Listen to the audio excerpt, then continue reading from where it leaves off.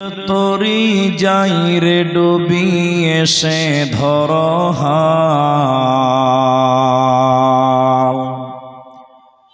দিনের তরি যাই রে ডুবি এসে ধর হাল। এসো যুবক এসো সেবক এসো মায়ের লাল, এসো যুবক এসো সেবক এসো মায়ের লাল। দিনের তরি যাই রে ডুবি এসে ধর হাল, এসো যুবক এসো সেবক এসো মায়ের লাল, এসো যুবক এসো সেবক এসো মায়ের লাল। আজ মুসলমানকে যাই না চেনা তার কাটিং শাটিংয়ে, হালাল ফেলে মেতেছে সব মদারাফিংয়ে। জাতিকুল সবেদের হাতে হলো রে পয়মাল, এসো যুবক এসো সেবক এসো মায়ের লাল, এসো যুবক এসো সেবক এসো মায়ের লাল। আজ পূবের দেশে ঘর বেদেশে পশ্চিমী সভ্যতা, আজ পূবের দেশে ঘর বেঁধেছে পশ্চিমী সভ্যতা।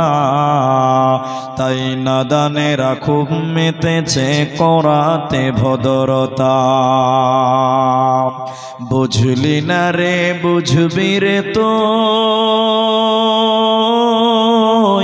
এটা ঈমান ধ্বংসের ফল। এসো যুবক এসো সেবক এসো মায়ের লাল, এসো যুবক এসো সেবক এসো মায়ের লাল। আজ মায়ের জাতি নারীরা সব বিকাই যে বাজারে, আজ মায়ের জাতি নারীরা সব বিকাই যে বাজারে। পেটের দায়ে ইজ্জত হাতে ঘুরছে দাঁড়ে দাঁড়ে, লোকে টাকার লোভ দেখিয়ে করছে না যে হাল। এসো যুবক এসো সেবক এসো মায়ের লাল, এসো যুবক এসো সেবক এসো মায়ের লাল। দিনের তরি যাই রে ডুবি এসে ধর হাল, এসো যুবক এসো সেবক এসো মায়ের লাল, এসো যুবক এসো সেবক এসো মায়ের লাল।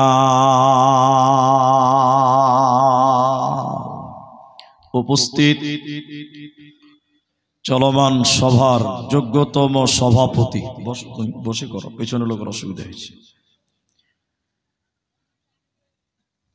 স্টেজে ওলামায়ে কেরাম, অতিথিবৃন্দ, বন্ধুবর, সামনে বসে থাকা দিনদার ইমানদার মুমিন ভাই সকল, দোয়ার কান্ট্রি মুরব্বী সমাজ, স্নেহের কচিকাচা, পর্দার অন্তরালে বসে থাকা মুমিনা সলেহা মা ও বোনেরা, প্রাণ প্রিয় জোহরপুর যদুপুর অঞ্চল অত্র এলাকার ভাইয়েরা,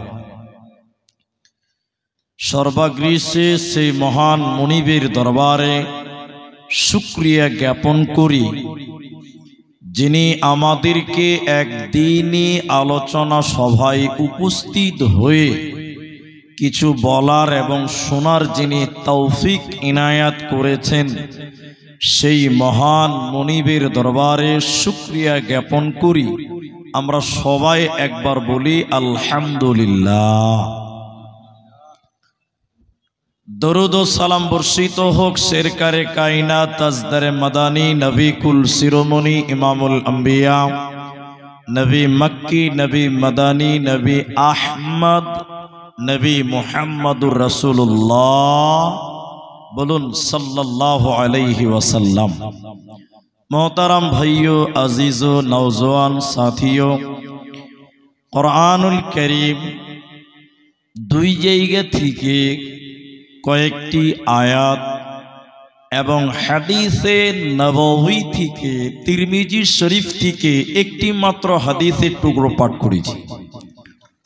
উল্লেখিত আয়াত এবং হাদিসকে কেন্দ্রবিন্দুর মধ্যে রেখে খুব স্বল্প সময়ে কিছু কথা রাখবো, যদি আল্লাহ তৌফিক দেন তো। আলাইহি তাওয়াক্কালতু ওয়া ইলাইহি উনীব। মোহতারাম ভাইও দোস্ত, গত পরশুদিন কিয়ামতের দিন 5টি সওয়াল জবাব নিয়ে সোনাতলা মাদ্রাসায় বক্তব্য রেখেছি। সেদিন খুব বেশি সময় আলোচনা করতে পারিনি মাদ্রাসার কালেকশনের কারণে। আজকে কোনো কালেকশন নেই, একদম আপনারাও খুশি মনে শুনবেন, আমিও কিছু বলতে পারব। তবে আজকের আমার আলোচ্য বিষয় হলো মহিলা, নারী।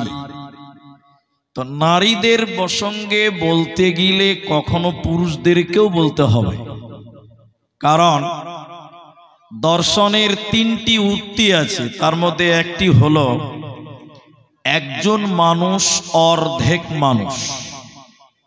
অর্ধেক মানুষ, সেই মানুষটি যখন বিবাহ বন্ধনে আবদ্ধ হয়, স্বামী স্ত্রী দুইজন মিলে হয় তারা পুং মানুষ। পুং মানুষ, পুং মানুষ। আর স্বামী স্ত্রীর ভিতরে যখন সন্তান সন্ততি জন্ম নেয়, তখন 3 জন মিলে হয় পূর্ণাঙ্গ মানুষ।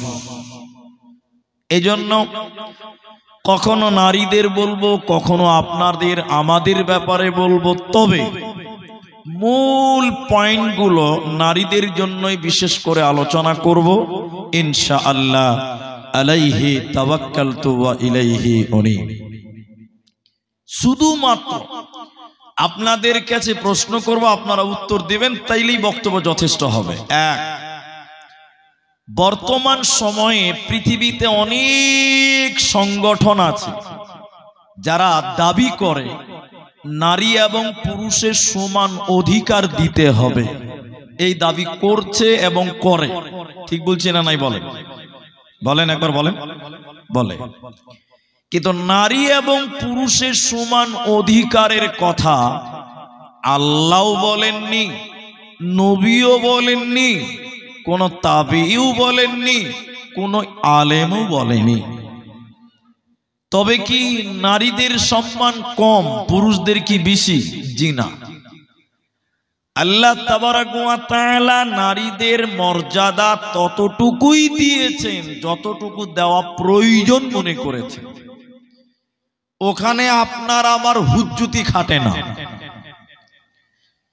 এখন কোনো মানুষ যদি গায়ের জোর দিয়ে বলে যে নারী এবং পুরুষের সমান অধিকার দিতে হবে, আচ্ছা আপনারা বলেন এটা মানা সম্ভব না অসম্ভব? বলুন বলুন। অসম্ভব। বলে কেন? 3টি কারণ আছে। আমি 2টি উদাহরণ দিলে বুঝতে পারবেন। মা বোন শোনেন, আমি রাস্তাঘাটে আপনারা আমরা চলি, রাত্রিবেলায় জায়গায় জায়গায় পুলিশ প্রশাসন দাঁড়িয়ে থাকে, গাড়ি ধরে, বিভিন্ন লোককে ধরে জিজ্ঞাসাবাদ করে। কিন্তু আপনারা বলেন, একটু বলেন, কোনদিন দেখেছেন যে রাত 2টোর সময় বাঁধাপুকুর স্ট্যান্ডে একটা মেয়ে পুলিশ একাই ডিউটি করছে? কেউ দেখেছেন? হ্যাঁ না বলেন। কোনদিন পাবেন না। যেখানেই মেয়ে পুলিশ দাঁড়িয়ে আছে দেখবেন ওরই পাশে 2টা খালু দাঁড়িয়ে আছে। কারণ মমতা জানে যে এটা পুরুষ একাই রাত্রিবেলা ডিউটি করতে পারে, এটা সম্ভব, কিন্তু এটা নারীর দ্বারাই রাত্রিবেলায় একা ডিউটি করা কোনো মতেই সম্ভব, বলেন সম্ভব নয়। 2য় নম্বর কথা বলছি, আমাদের যদুপুর অঞ্চলের প্রধান এখন আছে লাগড়পাড়াতে, এটা যেটা বুঝার জন্য বলছি। এখন একটা মেয়ে প্রধান হয়ে গেছে, তা আমি মনে করলেন জোহরপুরের মানুষ, আমার বাড়িতে স্বামী স্ত্রীতে ঝামেলা হয়েছে, আমার স্ত্রী বলছে এক্ষুনি বাপের বাড়ি চলে যাবো। তা আমি কোন রকম দরজার তালা মেরে দিয়ে চলে গেলাম প্রধানের বাড়িতে, তখন রাত 1:30 বাজে।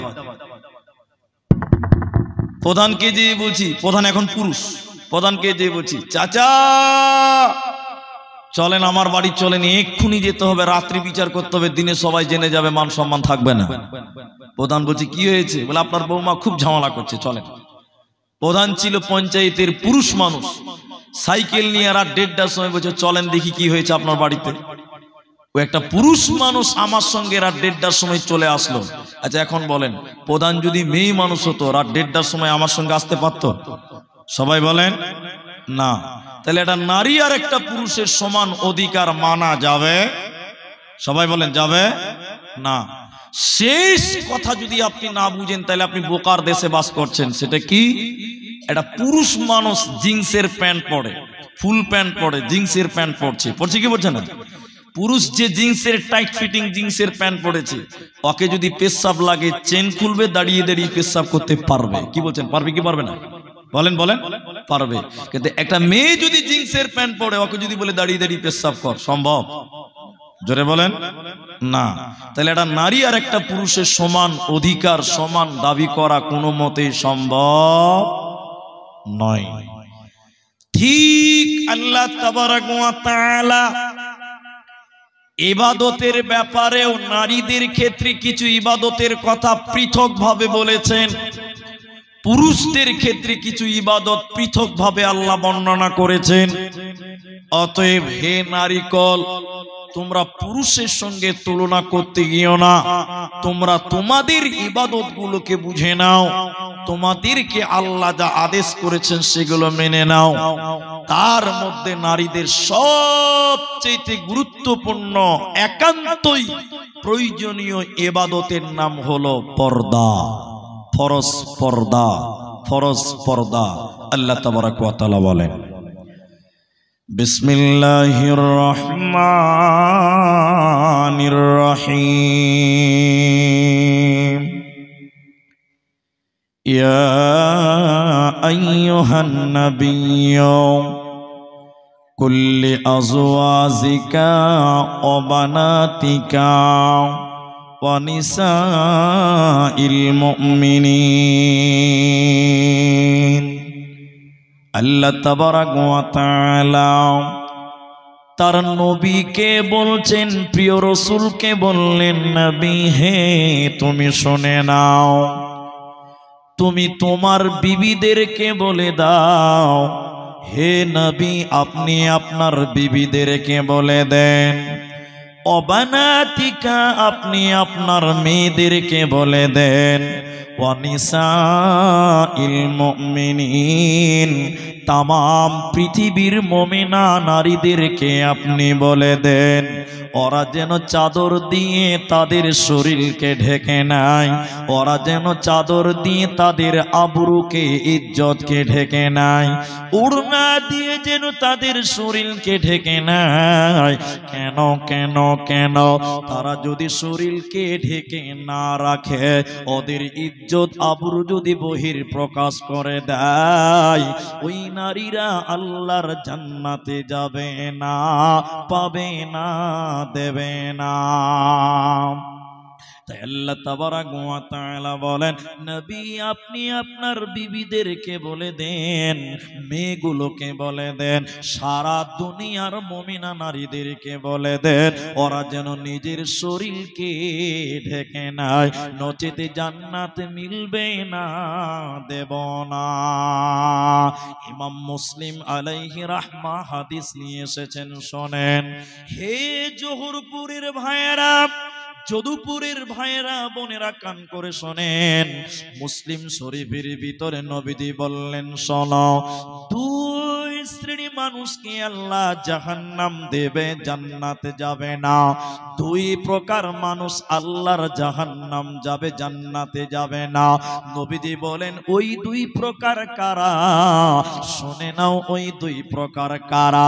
ওই দুই প্রকারের ভিতরে দ্বিতীয় নম্বর নবীজি বললেন মহিলা, নিসাউন মহিলা, এক প্রকার মহিলা, ওই মেয়েটা আল্লাহর জাহান্নাম যাবে, ওই মেয়েটা জান্নাতে যাবে না, দেবে না, পাবে না। এক শ্রেণী নারী জাহান্নাম যাবে, তারা কারা?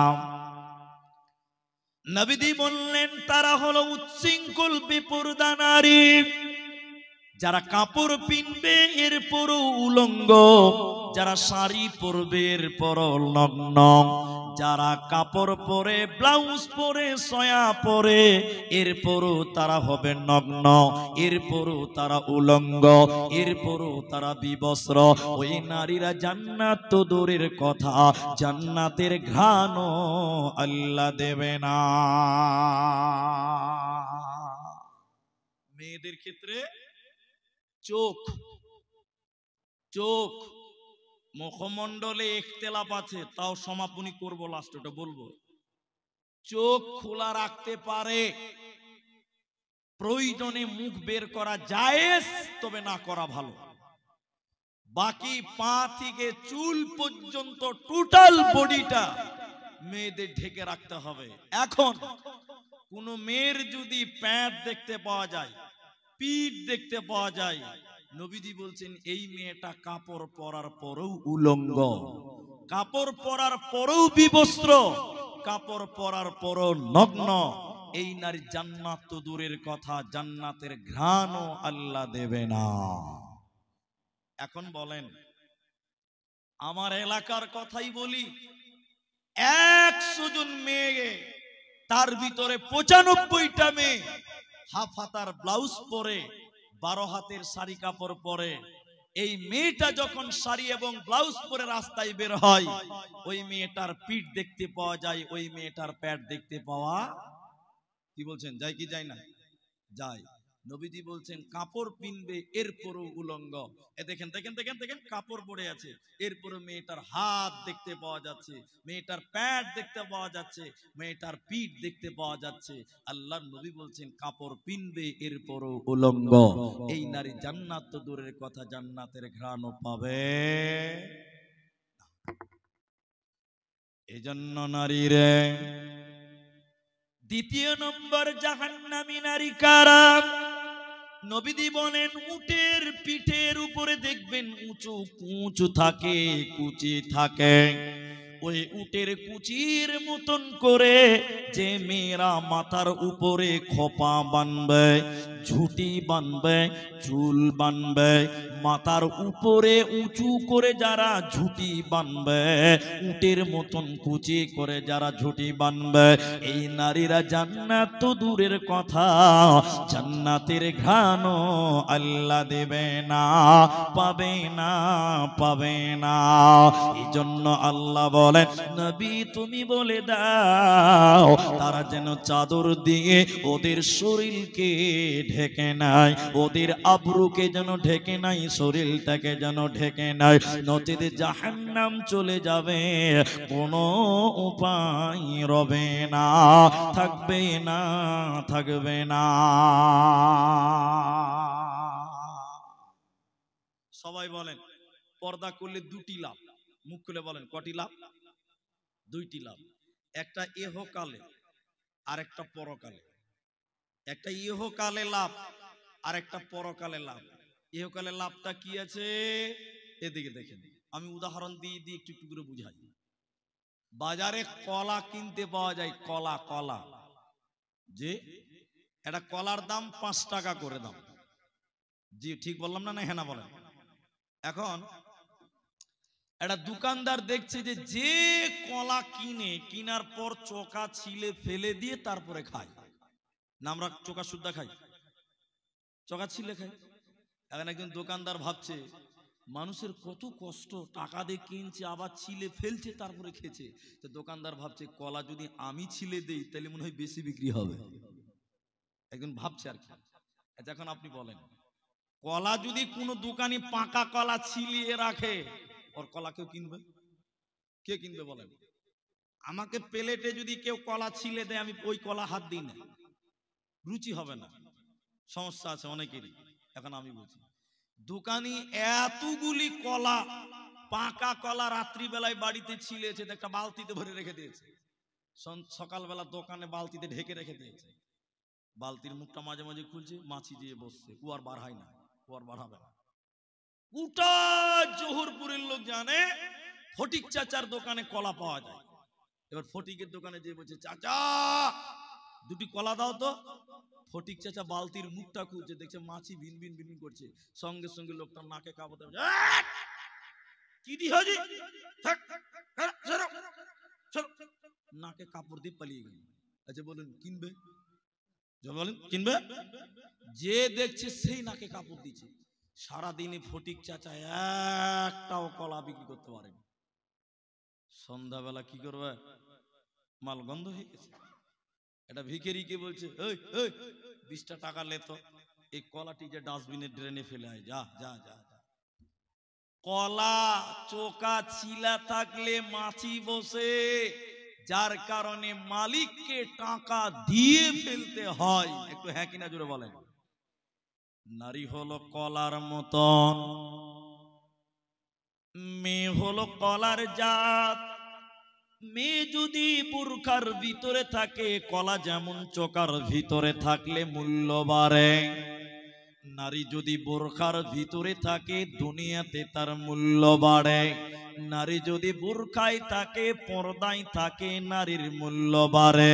আর নারী যদি বোরখার বাইরে চলে যায়, দুনিয়ার বকাটে ছেলেগুলো তাদের পেছন করে, পরবর্তীতে মেয়ের বাপকে যৌতুক দিয়ে দিয়ে বিয়ে দিতে হয়, ডিমেন দিয়ে দিয়ে দিয়ে দিয়ে বিয়ে দিতে হবে।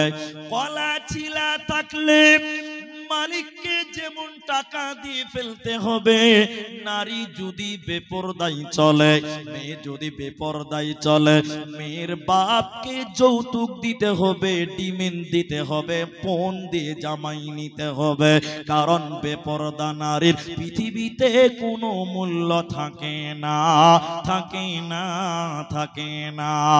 এই জন্য নারীরে পর্দার ভিতরে চলে এসো, বুরখার ভিতরে চলে আসো, নচেতে জান্নাত মিলবে না, দেবে না। এই জন্য কবি বলছে, বুরখা পরে চলো মা বোন, বুরখা পরে চলো মা বোন, সদা সর্বদাই, ইমান আমাল সব হারাবে দেখলে বেগানাই। মা বোন ইমান আমাল সব হারাবে দেখলে বেগানাই।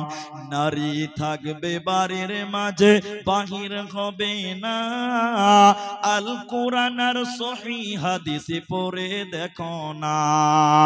খুব জরুরি বলবে কথা, খুব জরুরি বলবে কথা, আড়াল থাকিয়া ইমান আমাল সব হারাবে দেখলে বেগানাই। মা বোন ইমান আমাল সব হারাবে দেখলে বেগানাই। অতএব নারী রে, তুমি পর্দায় থাকো, নিজের শরীরকে হেফাজত করো, তাহলে আল্লাহ পরকালে জান্নাতে দিবে, নচেতে বাঁচার উপায় রবে না।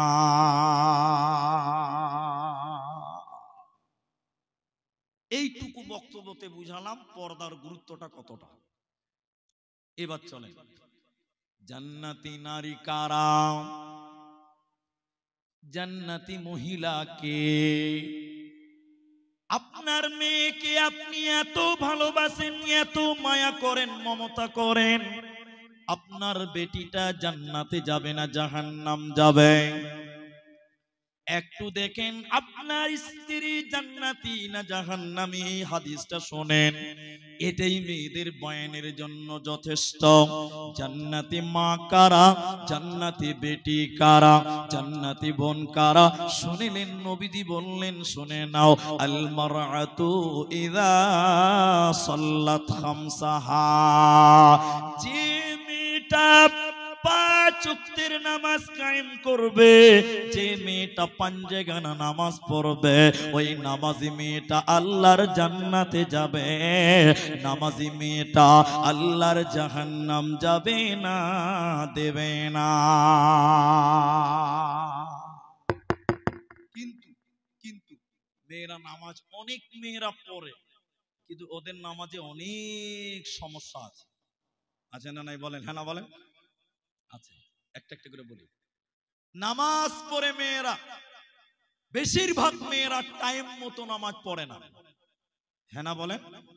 আমি ঠিক বলছি তো? জোহরের সময় আজান দিয়েছে, জোহরপুর, খাসপাড়া, কেচুয়াহি, গোটা এলাকার জোহরের আজান হয়ে গেল। আপনার স্ত্রী তখন রান্না করছে। হ্যাঁ না বলে না? রান্না করছে। জামাত চালু হয়ে গেছে, আপনার স্ত্রী রান্না রেডি করছে, খাবার রেডি করছে। কেন? জানে যে আমার স্বামীতে এখন নামাজ পড়েছে, ভাত চাইবে, ভাত খাবে। তাহলে আপনার স্ত্রীর জোহরের নামাজ শেষ। আপনাকে খিলালো, আপনার ছেলেকে খিলালো, আপনার বেটিকে খিলালো, আপনার মাকে দিল, আপনার বাপকে দিল, সবাইকে রান্না করে খিলাতে গিয়ে বেশিরভাগ নারীদের জোহরের টাইমে জোহর পড়ার সুযোগ হয়? জোরে বলেন না। কিন্তু এখন বলেন, নামাজ মন মতন টাইম মতো না, যেমন ইচ্ছা তেমন করে পড়লে হবে না? টাইম মতো পড়তে হবে, টাইম মতো পড়তে হবে। মেয়েদের এক নাম্বার কারণ হলো তার টাইম মতো নামাজ পড়ে না। দুই, নামাজ পড়ে মেয়েরা নামাজে একাগ্রতা থাকে না, খুলুসিয়াত নেই। বেশিরভাগ নারীদের নামাজের মধ্যে গন্ডগোল আছে, ঠিক না নাই বলেন? আচ্ছা, একটু দেখাই আপনাকে। এটা পৃথিবীতে উপন্যাস মনে করে নিতে পারেন। বেশিরভাগ নারীদের এটা গন্ডগোল। এক 50 বছরের মা, বয়স 50, কতগুলো আলা চাল আছে, আলা চাল, ওই সাদা চাল আর কি, এতগুলো 2 কেজি হবে। তো ঠান্ডার দিন একটু নরম হয়ে গেছে। এই বুড়ি 50 বছরের মা মনে করছে যে এটা যদি বাইরে মেলে দেই চালটি, তো মুরগি তার পাখিতে বিসমিল্লাহ না বলেই শেষ করে দিবে। ঠিক বলছে না নাই? তাহলে মেয়েটা কি করবে? তখন ওই বাড়ির ভিতরে বারান্দাতে খানিক রোদ পড়েছে, ওই 50 বছরের বুড়ি মা ওই 2 কেজি চাল ওই বারান্দাতেই মিলে দিয়েছে। এমন সময় জোহরপুর মসজিদে মুলবি সাহেব আজান দিয়ে দিয়েছে, জোহরের আজান। তাহলে মেয়েটা ভাবছে যে খানকা বসে থেকে কি হবে, পার্শ্ব নামাজটাও পড়া হবে। ঠিক বলছে না নাই? ওই চালটির পাঞ্জর একটা মুসল্লা পেড়ে মেয়েটা নিয়ত বেঁধেছে, আল্লাহু আকবার। আর যেই নিয়ত বেঁধেছে, 3টা মুরগি 3 দিক থেকে শুরু করে দিয়েছে। আর নামাজের অবস্থাটা কি হবে? হ্যাঁ, খালি নামাজ পড়ছে, টেরা চোখে দেখছে, আর মাঝে মাঝে বলছে আল্লাহু আকবার, জোরে জোরে বলছে সামি আল্লাহু লিমান হামিদা। আসলে এটা কি নামাজ পড়া হয়েছে না মুরগি তারা হয়েছে? মুরগি তারা হয়েছে। নামাজের মধ্যে গন্ডগোল, খুলুসিয়াত নাই। আমাদের ইসলামপুর মসজিদের কথা বলছি, এই ইসলামপুর ওয়াক্তিয়া মসজিদের কথা বলছি। রমজান মাসে তারাবি পড়তে গেছে, তা আমার স্ত্রীও গেছে নামাজ পড়তে, আপনাদের বেটি। এবার একটু দেরি হয়ে গেছে, জামাত চালু হয়ে গেছে, ইশারার নামাজ চালু হয়ে গেছে, সব মেয়েরা নামাজ পড়ছে। তো আমরা যারা মাযহাব মানেন না, যারা আমরা আহলে হাদিস, যারা আমরা তো পায়ে পা লাগাবো। যারা মাযহাব মানে ওরা আলাদা ব্যাপার, ওটার সঙ্গে আমার ঝামেলা নাই। কিন্তু আমরা আহলে হাদিস যারা, তারা তো পায়ে পা লাগাই। কারণ আমার স্ত্রী দেখছে যে পাঞ্জরে যে নামাজ পড়ছে, ওই মেয়েটা পায়ে পা লাগাচ্ছে না। কারণ আমার স্ত্রী তখনও নামাজে দাঁড়ায় নাই, সবাই দাঁড়িয়ে গেছে। কারণ আমার স্ত্রী বলছে, এই পায়ে পা লাগাও। যে নামাজ পড়ছে ওকে বলছে পায়ে পা লাগাও, লাগাচ্ছে না। আমার স্ত্রী পা দিচ্ছে তো পা টেনে নিচ্ছে, লাগাচ্ছে না। আবার পা দিচ্ছে, লাগাচ্ছে না। শেষের বেলায় 3বারের বেলা আমার স্ত্রী বলছে যে পায়ে পা লাগাও না, নামাজে নামাজে পায়ে পা লাগাতে হয়। তখন ওই মেয়েটার নিয়ত বেঁধে বলছে, আমি নামাজে পায়ে পা লাগাই না। মনে সূরা ফাতিহা পড়ছে, নামাজে দাঁড়িয়ে বলছে আমি নামাজে পায়ে পা লাগাই না। আচ্ছা বলেন, নামাজে খুলুসিয়াত আছে, একাগ্রতা আছে? নাই।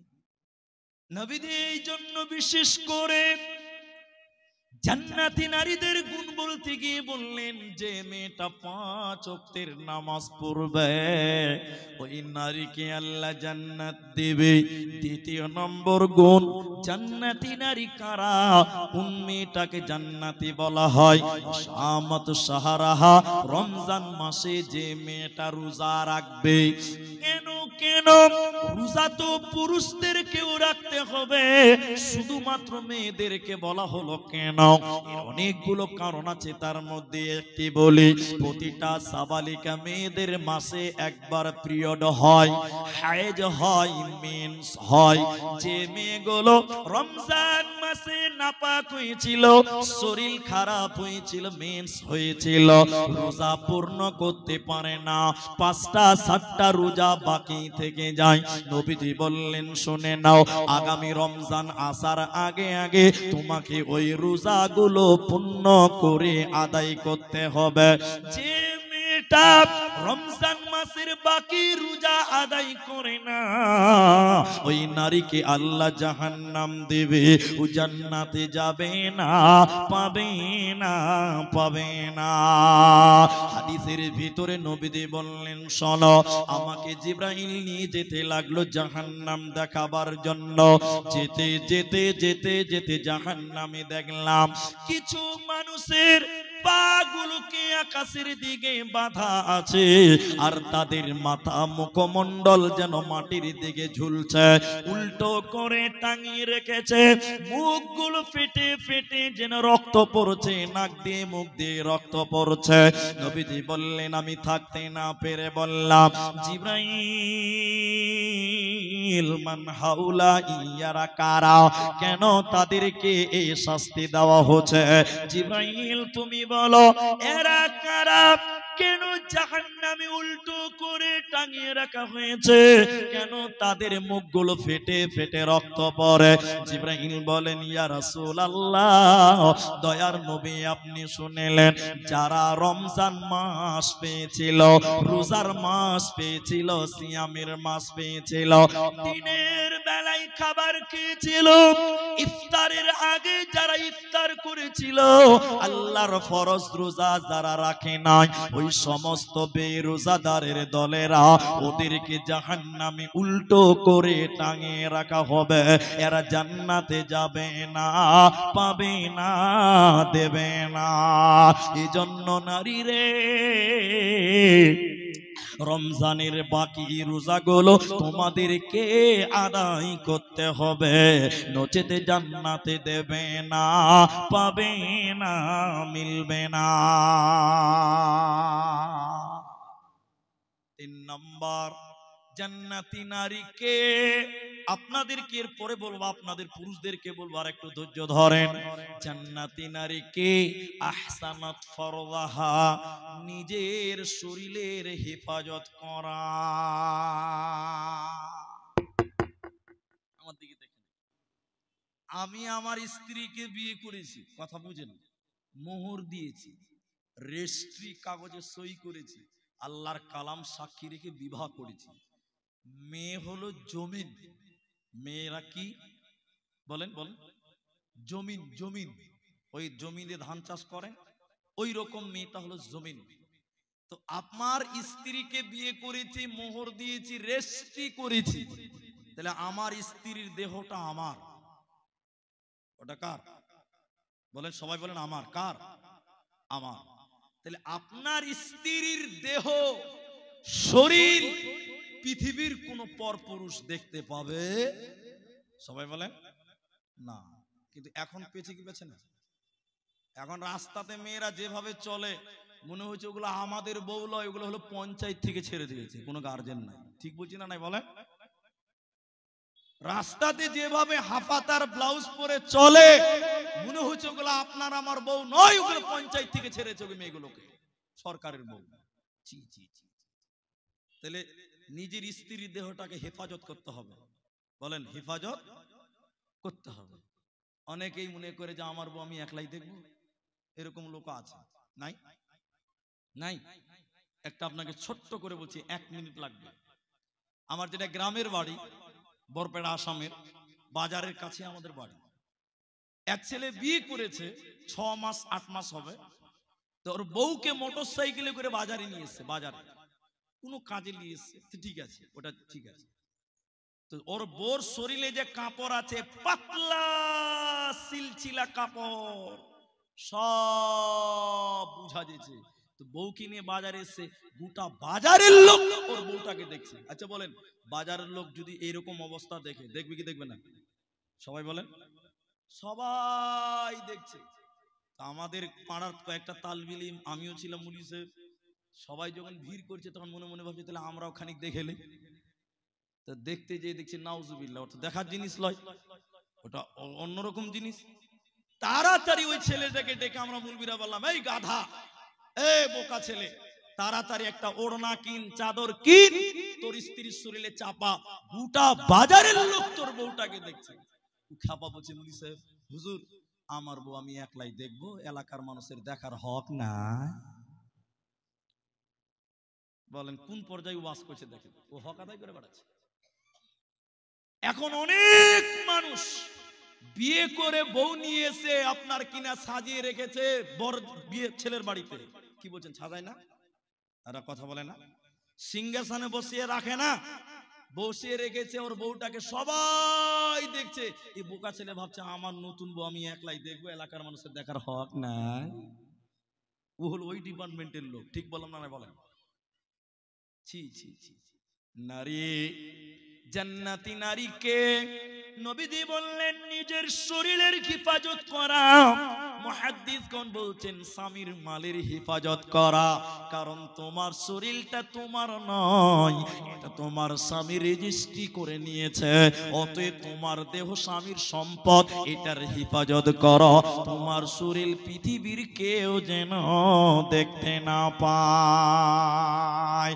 জান্নাতি নারীকে, হে বেটি রে বোন আমার, 4 নাম্বার নবীজি বললেন শোনো, আতাত বালাহা, স্বামীর কথা মতো দুনিয়া চলা। যে মেয়েটা স্বামীর কথা মতো দুনিয়ায় চলবে, নবীজি বললেন ওই মেয়েটার জন্য জান্নাতের 8টা দরজা খোলা থাকবে। যার ইচ্ছা ওই দরজা দিয়ে জান্নাতে যাবে, কোনো চিন্তা রবে না। যেই নারী পাঞ্জে গানা নামাজ পড়িবে, রমজানের রোজা কভু নাহি ছাড়িবে, নিজ ইজ্জতের রাখিবে খেয়াল, স্বামীর সেবা করে যাবে বাঁচবে যত কাল, তার জন্য জান্নাতের দ্বার খোলা রবে। যে দ্বার দিয়ে ইচ্ছা বন্টি জান্নাত চলে যাবে। আরো একটি ভালো কথা শোনো দিয়া মন, পুরুষের জন্য নারী অমূল্যর ধন। দুনিয়াতে যত ধন পুরুষের আছে, সবচেয়ে অমূল্য ধন নারী তার কাছে। কিন্তু তবে সেই নারী নেক হওয়া চাই, এহ পরকাল নাইলে হয় ছারখার। খালি পায়ে চলা ভালো কষা জুতো যার, আর বিদেশেতে থাকা ভালো বদ নারী যার। শোনো হে পুরুষ জাতি, কোরআনে ফরমান, তোমাদের নারী যদি হয় না ফরমান, প্রথমতে বুঝাও তারে নানান প্রকারে, তাতেও যদি না বুঝে বিছানাতে দেহ জুদা করে। এই 2 প্রকারে যদি ঠিকই নাহি হয়, আদরের মার তবে কিছু মারা যায়, অযথা মারিলে আল্লাহ নারাজ হবে, কিয়ামতের কোর্টে আল্লাহ হিসাব কষিবে। অতএব জান্নাতি নারীর 4 নম্বর গুণ হলো স্বামীর কথা মতো চলা, স্বামীর কথা মতো দুনিয়ায় চলা। এই গুণ নারীদের অর্জন করতে হবে। কিন্তু বর্তমান মেয়েরা স্বামীর কথা মতো চলে না। সত্য করে বলেন, সবাই বলেন, কেউ মিথ্যা বলবেন না, ভয়ও খাবেন না। এখনকার মেয়েরা স্বামীর কথা চলে? জি চলে না। আমি হরিরামপুরে একটা জালসাতে, এই গত বছর মেহবুব মুর্শিদ ছিল আর আমি ছিলাম। আমি স্টেজে উঠেছি, অনেক বড় জালসা, মাদ্রাসার জালসা, অনেক বড় জালসা। ওখানকার হেডমুল দেওবন্দিদের মাদ্রাসা উঠেছিল। হে যিনি সভাপতিত্ব করছেন, উনি আমাকে বক্তব্য থামিয়ে কানে কানে বলছে যে ভাই একটু মেয়েগুলোকে চুপ করতে বলেন, ক্যাচার ম্যাচার ক্যাচার ম্যাচার করছে। অনেক মেয়ে মানুষ পার্শ্বে আছে। তখন বলছি যে ভাই আপনি একটু চুপ করে থাকেন, ওদেরকে চুপ করাতে পারবো না। কেন? বলে আমার স্ত্রীকে যদি আমি একবার চুপ করতে বলি তো 22টা কথা বলবো, ওরা লোকের বউ আমার কথা শুনবে। জি, নিজের বউকে আমরা কন্ট্রোল করতে পারি না, লোকের বউকে কন্ট্রোল করা যাবে? যাবে না, অসম্ভব। আপনি চুপ থাকেন, ওরা বকছে বকতে। এখন আপনার মেয়ে, আপনার বেটি, আমার বেটি, আপনার মেয়ে, যেই আছে না কেন, অধিক নারী স্বামীর মুখে মুখে তর্ক করে, স্বামীর সঙ্গে মাথা নত করে কথা বলতে পারে? সবাই বলেন পারে না। মালদা কোর্টে যে খবর নেন, মুসলিম নারীদের বেশিরভাগ দিবস হচ্ছে কেন? স্বামীর মুখে মুখে তর্ক করা। ঠিক বললাম না? বলেন, স্বামীর মুখে তর্ক করা, এটা যে কত বড় পাপ। বর্তমান মেয়েরা মনেই কিচ্ছু করছে না, স্বামীকে যা না তাই বলছে, স্বামীর কথার কোনো গুরুত্ব দিচ্ছে না, মাথা নত করতে পারে না। কথা বললে অনেক কথা হবে, ছোট্ট একটা উপন্যাস বলি। আল্লামা দেলোয়ার হোসেন সাঈদী রাহিমাহুল্লাহ, আল্লাহ যেন তাকে জান্নাতের সর্বোচ্চ মাকাম দেয়, বলুন একবার আল্লাহুম্মা আমিন। তিনি মুফাসসির ছিলেন, সে কেউ মানুক আর না মানুক, আমি মানি। তো ইনি দেখেন, উনি একদিন মেয়েদের বক্তব্য রাখছে, মেয়েদের সম্পর্কে রাখতে রাখতে বলছে, আমাদের যে মহানন্দা নদী আছে না, তো বলছে যে এক বুড়ি মেয়ে, বুড়ি হয়ে গেছে, 3টা থালা নিয়ে গেছে, থালা মাছতে গেছে নদীর ধারে। বলেন কোথায় গেছে? সবাই বলে নদীর ধারে। থালা মাছতে মাছতে মাছতে মাছতে বুড়ি মানুষ টুক করে পানিতে পড়ে গেছে। ভাদর মাসের নদী, থই থই করছে পানি। বুড়ি যেই নদীতে পড়ে গেছে, ওর পোতা দেখে লিয়েছে, দাদি পানিতে পড়লো, পোতা মারলো দৌড় চায়ের দোকানে, দাদুকে যেয়ে বলছে, হে দাদু, ওই খবরটা বাদ দাও, এখন ঘরের খবর লাও, তোমার ক্যাথা খালি। কেন? ওই যে আমি নিজের চোখে দেখলাম, দাদিকে পানিতে পড়তে দেখলাম, আর যে পানি লাফাইছে, বুড়া থরবর করে উঠে বলছে, তাই নাকি রে ভাই? বলে হ্যাঁ। চ তো দাদির লাশটা খুঁজে বার করি, জানাজা তো পড়তে হবে। কি বলছেন, জানাজা পড়তে হবে কিনা? এবার দাদু আর পোতাতে পানিতে নেমেছে লাশ খুঁজার লিগে, বুড়িকে খুঁজছে। আচ্ছা বলেন আপনারা, সবাই বলেন, আচ্ছা লাশ কি উপরে যাবে না নিচের দিকে যাবে? বলেন। লাশ উজানে পাওয়া যায় না ভাটিতে পাওয়া যায়? ভাটিতে পাওয়া যাবে। এই বুড়া লাশ খুঁজতে খুঁজতে খুঁজতে খুঁজতে খুঁজতে খুঁজতে উপরের দিকে দিচ্ছে, উজানের দিকে দিচ্ছে। তখন পোতা কোমর সোজা করে বলছে, এ বুড়া, বুড়ি হারিয়ে গেছে, বলছে নেটওয়ার্ক হারিয়ে গেছে নাকি? বুড়ি মরেছে কি? বলছে টাওয়ার জ্ঞান, হুঁশ জ্ঞান কি হারিয়ে গেছে? তখন বুড়া কোমর সোজা করে বলছে, কেন বা? দাদু পোতাকে বলছে, কেন রে? বলছে কেন মানে? দাদি পানিতে পড়েছে, আপনি উজানে লাশ খুঁজছেন, এটা আপনার হুঁশ হয়েছে? আপনাকে ভাটিতে খুঁজতে হবে। তখন দাদু পোতাকে বলছে, এই বুড়িটা তোর না আমার? বুড়িটা তোর না আমার? পোতা বিপদে পড়েছে, বলছে এটাও ঠিক দাদু আপনার। বলে শোন, তোর দাদিকে বিয়া করা আমার 65 বছর হয়েছে। কত বছর বলেছে? ওই 65 বছরে তোর দাদিকে যা বলেছি তার উল্টা চলেছে, আমার কথাই চলে নাই। এ বুড়ি মরেও সুজা যাবে না, উল্টাই পাবো। চ এ বুড়ি মরেও সুজা হবে না। কেন? বলছে মেয়েদেরকে তৈরি করা হয়েছে পাঞ্জরের বাঁকা হাড় থেকে। এই মাল তৈরি হয়েছে বাঁকা হাড্ডি থেকে। একে যদি বেশি সুজা করতে চান তো ভটাম করে ভেঙে যাবে। আল্লাহ কোরআনে কি বলছেন?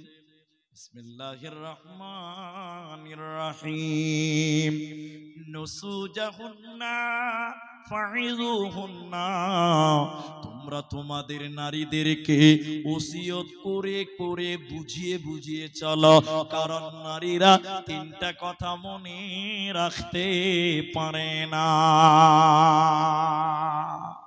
মেয়েরা 3টে কথা মনে রাখতে পারে না। 1 নাম্বার, স্বামী রেগে গেছে, মারলো 3 চর, খানিকক্ষণ মিনমিন মিনমিন করে কাঁদবে। জোহরপুর জালসা থেকে যদি গরম গরম জিলেপি বাড়িতে নিয়ে যাবে, হি করে হাসবে। স্বামীর মার মেয়েরা মনে রাখতে পারে না। 2 নম্বর, প্রসব বেদনা উঠেছে, বাচ্চা হবে, নানি এসেছে বলছে বউরে ধৈর্য ধরতে হবে, দাদি বলছে বোন রে তোকে ধৈর্য ধরতে হবে। যখন মেয়েটা আল্লাহ আল্লাহ করতে করতে বাচ্চা প্রসব হয়ে যায়, বাচ্চার মুখ দেখার সঙ্গে সঙ্গে মায়েরা প্রসব বেদনা মনে রাখতে পারে না। 3 নাম্বার, মেয়েরা মনে রাখতে পারে না। যতই ভালো ভালো কথা বলেন, নেক আমলের কথা বলেন, ভালো ভালো কথা বলেন, বেশিক্ষণ মনে রাখতে পারে না। এই জন্য আল্লাহ বলছে নারীদেরকে বুঝিয়ে বুঝিয়ে ওসিয়ত করে করে দুনিয়া গড়ো, নচেত নারীরা পথভ্রষ্ট হবে, জাহান্নামে যাবে, তোমাদেরও বাঁচার উপায় রবে না, রবে না, রবে না। এবার পুরুষদের কি গুণ? এতক্ষণ মেয়েদের বললাম, এবার একটু আপনাদের বলি, 5 মিনিট লাগবে। আল্লাহ তাবারাক ওয়া তাআলা পুরুষদেরকে পুরুষ বললেন কেন? আপনি পুরুষ কেন, আমি পুরুষ কেন, আমাদের দায়িত্ব কি আছে শুনলেন। আল্লাহ তাবারাক ওয়া তাআলা বলেন, আর রিজালু কাওয়ামুনা আলান নিসা। সারা পৃথিবীতে যত মেয়ে আছে ওই মেয়েগুলোর গার্জেন কোনো মেয়ে নয়। মেয়েদের গার্জেন কোনোদিন মেয়ে হতে পারে না। মেয়েদের গার্জেন পুরুষেরা। পুরুষের দল তোমরা গার্জেন, তোমরা হলে নেতা, তোমরা হলে হাকিম। তুমি গার্জেন কেন? তুমি গার্জেন কেন? আল্লাহ পুরুষদের দুইখানা দায়িত্ব দিয়েছে। এক নাম্বার দায়িত্ব হলো অবিমা আনফাকু মিন আমওয়ালিহিম, ইনকামের দায়িত্ব আল্লাহ পুরুষকে দিয়েছে। পুরুষরে তুমি ইনকাম করো আর তোমার মেয়েদের পেছনে খরচা করো। তোমরা কামাই করবে, মালদা টাউনে রোদে পুড়ে আইসক্রিম বিক্রি করবে, বিলে তুমি রোদে পুড়ে ধান কাটবে, তুমি লেবার হবে, তুমি মিস্ত্রি করবে, তুমি বোম্বাই খাটবে। কেন কেন কেন? তোমার স্ত্রীর জন্য, তোমার সন্তানের জন্য, তোমার বিবিদের কষ্টের টাকাগুলো তোমার বিবিদের পেছনে খরচা করো। তোমার কষ্টের উপার্জন স্ত্রীদের পেছনে খরচা করো। স্ত্রীকে মালা কিনে দিতে হবে, শাড়ি কিনে দিতে হবে, বোরখা কিনে দিতে হবে। এটা একমাত্র পুরুষদের দায়িত্ব। অতএব ইনকাম করো, বিবিদের পেছনে খরচা করো। কিন্তু এখানে একটা কিন্তু আছে, এটা শরম লাগছে, আমাকে বলতে শরম লাগছে, আমাকে বলতেও শরম লাগছে, তারপরে বলছি। এখন আমরা ইনকাম করি আলহামদুলিল্লাহ, মাশাআল্লাহ, কম বেশ সবাই ইনকাম করেন, করেন কি করেন না? সয়া কাপড় ব্লাউজ আমরাই তো কিনে দিই, অন্য তো কেউ দেয় না। কিন্তু একটু সত্য করে বলেন, আমরা এত কষ্ট করি, কামাই করি, শাড়ি ব্লাউজ সয়া তেল সাবান শ্যাম্পু মেকআপ কিনে দিই, কিন্তু বলেন আমাদের স্ত্রীরা আমাদের জন্য কোনোদিন মেকআপ করে? বলেন সত্য করে বলেন, কোনোদিন করবে না। আমরা কষ্ট করে শ্যাম্পু কিনে দিই, দামি দামি ডাব শ্যাম্পু, ভালো ভালো তেল কিনে দিই, আমাদের বউ আমাদের জন্য এইগুলো সাজায় না। আমরা মেকআপ কিনে দিই, আর আমাদের মেকআপ মার্কা বউ দেখে মজা মারে রাস্তার টুকটুকিওয়ালারা। ঠিক বললাম না বলেন? কারণ আমাদের মেয়েরা আমাদের জন্য সাজে না, এটা দুঃখের বিষয়। অথচ রাসূলের যুগের বেটিরা, নবী যখন বিদেশ থেকে আসতেন, স্ত্রীরা সেজে গুজে পরিপাটি হয়ে থাকতেন। আর আপনি যেদিন বাড়ি থাকবেন, আপনার বউ সবচেয়ে পচা কাপড়টাই পরবে সেদিন। ঠিক বললাম না বলেন? আপনি বাড়িতে আছেন, ভালো একটা চাদর পাততে হবে, পারবে না। আপনি বাড়িতে আছেন, ভালো একটা সাবান ব্যবহার করতে হবে, করবে না। ভালো করে সেজে গুজে থাকতে হবে, সাজবে না। কিন্তু যেদিন দেখবেন বাড়িতে বিহায় আসবে, সেদিন নতুন নতুন চাদর। ঠিক বললাম না বলেন? এটা হলো আমাদের বাস্তবতা। আল্লাহ বলেন, পুরুষ তোমাদের দায়িত্ব ইনকাম করা, মেয়েদের পেছনে খরচা করা। দ্বিতীয় নম্বর ডিউটি, তুমি পুরুষ কেন, তুমি পুরুষ কেন, তোমার দায়িত্ব কি? আল্লাহ বলেন, তোমাদের নারীরা যদি জাহান্নাম চলে যায়, একজন নারীর জন্য 4 জন পুরুষকে জবাব লাগবে। 4 জন পুরুষকে কিয়ামতের দিন জবাব দিতে হবে। জবাব দিতে যদি না পারা যায়, একটা নারীর কারণে 4 জন পুরুষ জাহান্নাম যাবে, কোনো উপায় রবে না। আমার দিকে বুঝেনি কথা। আমার একটা মেয়ে হয়েছে, বুঝার জন্য বলছি। তার বয়স 6 মাস, ওর কোনো প্রমাণ নাই, কোনো কাগজ নাই, শুধু জন্ম সার্টিফিকেট আছে, তাই না? আচ্ছা, জন্ম সার্টিফিকেটে কি লেখা থাকে বলেন তো? ফাদার্স নেম, মাদার্স নেম, বাপের নাম, মায়ের নাম। আচ্ছা বলেন, গার্জেনের জায়গায় কার নাম থাকবে, বাপের নাম মায়ের? প্রথম বাপ, বাপের নাম থাকবে। আচ্ছা, এই মেয়েটা জন্ম নিল, মেয়েটার গার্জেন তাহলে কে? সবাই বলে বাবা। বাবা যদি মারা যায়, পাগল হয়ে যায়, ব্রেন শট হয়ে গেছে, কোনো হুঁশ জ্ঞান নাই, 5 বছরের জন্য কুয়েত চলে গেছে, 10 বছর সৌদিতে আছে, কোনো গার্জেন নাই, তাহলে এই মেয়েটার গার্জেন হবে তার বড় দাদা, মানে বড় ভাই। বুঝতে পারলেন? তাহলে একটা মেয়ের গার্জেন 1 নাম্বার বাবা, দুই নম্বর হবে তার বড় ভাই। দুটা গেল। যদি ভাইটা মেয়েটাকে বোনটাকে বিয়ে দিয়ে দেয়, এই মেয়েটার গার্জেন 3 নম্বর কে?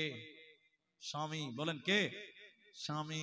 স্বামী যদি মারা যায়, এই মেয়েটার গার্জেন হবে নিজের পেটের সন্তান। এখন মুহাদ্দিসগণ বলেন, তোমার বেটি যখন জন্ম নিয়েছিল, তোমার অধীনে ছিল, ওই বেটি যদি চুরি করে, জিনা করে, প্রেম করে, গালি দেয়, গীবাত করে, কিয়ামতের দিন বাবাকে আল্লাহ বলবেন, তোমার বেটি কেন গুনাহ করেছে? জবাব দাও, জবাব দাও, জান্নাতে যাও। জবাব দিতে পারবে না, বেটির গলা ধরে বাপকে জাহান্নাম চলে যেতে হবে। বাপ যদি মারা যায়, প্রিন্সট হয়ে যায়, পাগল হয়ে যায়, বিদেশে চলে যায়, ভাই হয়ে যায় বোনের গার্জেন। এবার ভাইকে কিয়ামতের দিন আল্লাহ বলবে, হে বোনের ভাই, তোমার বোন তোমার কাছে থাকাকালীন, তোমার অধীনে থাকাকালীন, তোমার বোন কেন চুরি করেছিল বলো? নামাজ কেন পড়েনি তুমি বলো? তোমার বোন কেন জিনা করেছিল বলো? জবাব দাও, ভাই তুমি জান্নাতে যাও। আর জবাব দিতে যদি না পারা যায়, কিয়ামতের দিন ভাই বোন গলা ধরে জাহান্নাম যেতে হবে। বোনের কারণে ভাই জাহান্নামী হবে। ভাই যদি বিয়ে দিয়ে দেয়, কোনো মেয়ে যদি বিয়ে হওয়ার পর পরকিয়া করে, পর ছেলের সঙ্গে অবৈধ সম্পর্ক করে, জিনা করে, স্বামীর ঘরে নামাজ পড়ে না, পর্দা করে না, আল্লাহ মানে না, গালিগালাজ দিল, কিয়ামতের দিন স্বামীকে আল্লাহ বলবে, তোর বিবি কেন গুনাহ করেছিল? জবাব দে, জবাব দে, জান্নাতে যা। আজকে জবাব যে দিতে পারবে না, বিবির গলা ধরে জাহান্নাম চলে যেতে হবে। তোমাদের বাঁচার উপায় রবে না। স্বামী যদি মারা যায়, ওই মেয়েটার গার্জেন হবে নিজের পেটের সন্তান। মায়ের কত মূল্য, মায়ের গুরুত্ব কত, মায়ের সেবা করার গুরুত্ব অগণন, ওটা বড় কথা নয়। কিন্তু খেদমতের ব্যাপারে ঠিক আছে, মায়ের সেবা করো, মায়ের যত্ন করো, কিন্তু প্রশাসনিক ব্যাপারে মায়ের গার্জেন হবে ছেলে। মা যদি ভাইয়ের বাড়ি যায়, মা যদি বোনের বাড়িতে যায়, মা যদি মায়ের বাড়িতে যায়, নিজের পেটের ছেলের কাছে অনুমতি নিতে হবে। বেটারে, আমি তোমার মামার বাড়ি যাচ্ছি, তুমি কি বলছো বলো? বেটারে, আমি তোমার নানুর বাড়ি যাচ্ছি, তুমি কি বলছো বলো? ছেলে যদি বলে মা যেতে পাবি না, মা বাড়ির বাইরে যেতে পাবে না। মা তখন ছেলের হুকুমে চলবে, তবে খেদমতের ব্যাপারটা আলাদা। এজন্য মুহাদ্দিসগণ বলছে, শুনে নাও, যদি কারো বাবা মারা যায়, যদি কোনো ছেলে তার বাবা মারা যায়, আর তার মা যদি ইয়ং থাকে, যৌবন থাকে, কম বয়স থাকে, ছেলেকে বলছে, ছেলে রে, তুমি একটা ভালো আব্বা দেখে নাও, তুমি একটা ভালো আব্বা খুঁজে নিয়ে এসো, আর তোমার মায়ের সঙ্গে বিয়ে দিয়ে দাও। গোটা যদুপুরের লোক ছি ছি করবে, ছেলে মায়ের বিয়ে দিল, ছি, নোংরা কথা। শরীয়ত বলছে না, এটা নোংরা কথা নয়। তোমার মায়ের ভিতরে যৌবন বিদ্যমান আছে, তুমি তোমার মায়ের বিয়ে দেবে না। তোমার মা যৌবনের তাড়নায় লুকিয়ে যদি কোনো গুনাহ করে, জিনা করে, ছেলেরে, কিয়ামতের দিন তোমাকে মায়ের গলা ধরে জাহান্নাম যেতে হবে। অতএব একজন নারীর কারণে 4 জন পুরুষকে কিয়ামতের দিন জবাব দিতে হবে। অতএব তোমরা হলে নেতা, তোমরা পুরুষেরা গার্জেন, তোমরা তোমাদের দায়িত্ব বুঝে না। আপনি গার্জেন, খালি আপনার জামা কাপড় সাফ করার লিগে আপনার স্ত্রী আছে, খালি বাড়িতে রোজ সুমের মারে, ভাত খুল দেরি কেন হলো রে, একদম হুরকাতে পিটছেন স্ত্রীকে। স্ত্রীকে ভেবে মারতে পাবেন না। বাড়িতে যে মিজাজি আলাদা আপনার, এক স্ত্রী যে 19-20 করে মারলেন, পাড়া পাড় 3 চর, না চলবে না, হারাম। এভাবে স্ত্রীকে মারতে পাবেন না। আপনার খালাতো বোন আপনাকে ফোন করেছে, তা না বলছে, হ্যাঁ বলো কি বলছো, আর কিছু বলবে, কত মিষ্টি করে কথা। আর আপনার বউটা ফোন করেছে, হ্যাঁ কি বলছো বলো তো, খুব ব্যস্ত আছি। তখন আপনার 1 মিনিট সময় জুটে না। হারাম, চলবে না এভাবে। আপনার স্ত্রী আপনার জন্য, আপনি আপনার স্ত্রীর জন্য। হুন্না লিবাসুন্না লাকুম ওয়া আনতুম লিবাসুল্লাহুন্না। তুমি তোমার স্ত্রী তোমার জন্য জামা, লিবাস। খালি ওই ভাত রান্নার জন্য জামা কাপড় সাফ করার লিগে স্ত্রী? জি না, তোমরা তোমাদের স্ত্রীকে হেফাজত করো। করব বলুন ইনশাআল্লাহ। সবাই বলেন আল্লাহ। এবার চলেন নারী। আল্লাহ তাবারাকা ওয়া তাআলা অনেক কথা আছে, এগুলো ছেড়ে দিচ্ছি, সময় জুটবে না, আধা ঘন্টা টাইম আছে। আমার বড় বক্তা আছে, শুধু পর্দার ব্যাপারে বলি। আল্লাহ বলেন ওয়াকুল্লিল মুমিনিনা ইয়াগুযুনা মিন আবসারিহিন্না। শুনেন এই আয়াতটা, শুনেন, টোটাল বক্তব্য জালসা শেষ করব এক আয়াতের উপরে। একটা প্রশ্ন করি, বলেন তো, আগে পর্দা মেয়েরা করবে না ছেলেরা করবে? তারা বলে না কথা। মেয়েরা পর্দা করবে আগে না ছেলেরা আগে? কে বলছে মেয়েরা, কে বলছে ছেলেরা? মানে এখানেও তৃণমূল বিজেপি আছে, সব জায়গাতে আছে, মানে এখানেও আছে। এবার দেখেন, আল্লাহ পর্দার কথা কোরআনে যখন বলেছে, আগে ছেলেদেরকে বলেছে, আগে পুরুষদেরকে বলেছে। আচ্ছা, ছেলেদের পর্দা মানে কি বোরখা পড়া? জি না, এটা বোরখা পড়া লয়। ছেলেদের কিছু পর্দার সিস্টেম আছে, আমি অত লম্বা করে বলার সুযোগ হবে না, শর্টলি বলছি। আল্লাহকে পুরুষদেরকে বলছেন, হে পুরুষেরা, তোমরা তোমাদের নজরকে নিচু করো, দৃষ্টিকে নত করো। আপনি আপনার নজরকে নিচু করতে পেরেছেন? এটা হাদিস বলি, 1 মিনিট লাগবে না। আল্লাহ রাসূল বলছেন 3 প্রকার চোখ আল্লাহর জাহান্নামের আগুনে পুড়বে না, জ্বলবে না, জ্বলবে না। বলুন সুবহানাল্লাহ। জাহান্নামের আগুনে পুড়বে না, জাহান্নাম স্পর্শ করবে না। 3 প্রকার চোখ। তার এক চোখকে, যেই চোখ বেগানা নারী দেখলে নিচু হয়, ওই চোখ জাহান্নামের আগুনে পুড়বে না। বলুন সুবহানাল্লাহ। কিন্তু এখন কি হবে? এখন কি মেয়ে মানুষ দেখলে চোখ নিচু হয়? হ্যাঁ, চোখের পাওয়ার বাড়ছে, আর ভোল্টেজ বাড়ে। এটা হাসির কথা নয়। কত দূর যাবেন কেন? ল্যাপের তলে বসে সারা রাত মেয়ে মানুষদের সঙ্গে কথা বলছেন, মেয়ে মানুষের ভিডিও দেখছেন, বলেন চোখের পাওয়ার বেড়ে গেছে আপনার, জাহান্নাম জ্বলবে, জাহান্নাম জ্বলবে। তাহলে আল্লাহ বলছেন, তোমরা তোমাদের নজরকে, পুরুষ তোমরা তোমাদের নজরকে নিচু করো। এখন বলবে যে মুলি সাহেব, রাস্তাঘাটে চললে তো মেয়ে মানুষ দেখতে পাবোই, শরীয়তে কিছু রহম করা হয়েছে। আমাদের উস্তাদ, আমাদের বন্ধুবররা আছেন। আল্লাহ রাসূল বললেন, ইয়া আলী, হে আলী, তুমি বিঙ্গ ফাইনালাকাল উলা, বিঙ্গ মেয়ের দিকে তাকায়ও না, ইচ্ছার বাইরে। ইচ্ছার বাইরে মানে এদিকে দিকে নিজে ইচ্ছা করে তাকিয়ে থাকতে পাবেন না, কিন্তু রাস্তায় চললে তো মেয়ে মানুষ দেখতে পাবেনই পাবেন। এটা ইচ্ছিক নয়, এটা অনিচ্ছিক। ঠিক বলো না? না বলেন তো। বলছে যদি মেয়ে মানুষ দেখতে পাও, চোখ নিচু করো, চোখ নিচু করো। একবার দেখেছো, ওটা জায়েজ। একবার দেখা, কি বললাম, জায়েজ। দ্বিতীয়বার দেখা যাবে না। আবার জায়েজ মানে এই নয়, এক জালসাতে বলেছি একবার দেখা জায়েজ, তখন বলছে মুলবি সাহেব তাহলে একবারই দেখবো, 10 মিনিট ভইরা দেখবো। ও আবার ওই দিকে জায়েজ মারি দিয়েছে। জায়েজ মানে পড়েছে, চোখ নিচু করুন, ওতে গুনাহ নাই।